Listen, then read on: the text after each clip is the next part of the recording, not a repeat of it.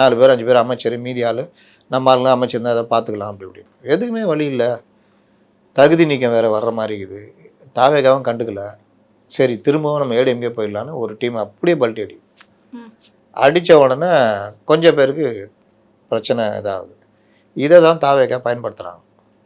சரி வாங்க நான் உங்களை நிற்க வச்சு ராஜினாமா பண்ணுங்க, உங்களை நிற்க வச்சு இதை நாங்கள் எம்எல்ஏ ஆக்குறேன்னு ஏதோ சில ஏற்பாடுகள் பேச்சுவார்த்தைகள் 4 பேர் போய் சேர்ந்துடுறாங்க. மீதி ஆட்கள் இதுக்கப்புறம் விட்டா சிக்கல்னு உடனடியாக அந்த குழுவை கூப்பிட்டு இணைஞ்சிடுறாங்க. 2 பேர் மட்டும் இது லீடர்ஸ் தடுமாட்டத்தில் இருக்காங்க. நான் ஏன் மன்னிப்பு கேட்கணும், அவங்க தான் தப்புன்னாங்க அப்படின்னு சிவி சண்முகம் ஒதுங்கியிருக்காரு, விஜயபாஸ்கரும் ஒதுங்கியிருக்காரு. அப்போ இதில் 4 பேர் எல்லார் மேலேயும் தகுதி நீக்க லெட்டர் திருப்பி வாங்கிட்டாங்க. 4 பேரை விடக்கூடாது. ஏன் விடக்கூடாதுன்னா இனிமேலும் அதிமுகலேருந்து யாரையாவது தூக்கிட்டாங்கன்னா, அதனால் இந்த 4 பேரை போட்டு எவ்வளோ டைட் பண்ணுறோமோ அப்போ தான் நமக்கு பிரச்சனை இல்லாமல் இருக்கும். இன்னொன்று இந்த 4 பேரை எப்படி விட்றது, ஆதரித்து ஓட்டு போட்டிருக்காங்க, அதெல்லாம் சபாநாயகர் முதல்ல எடுத்துருக்கணும். அதை விட்டுட்டு எப்படி ராஜினாமாவை ஏற்றுக்கிட்டாரு.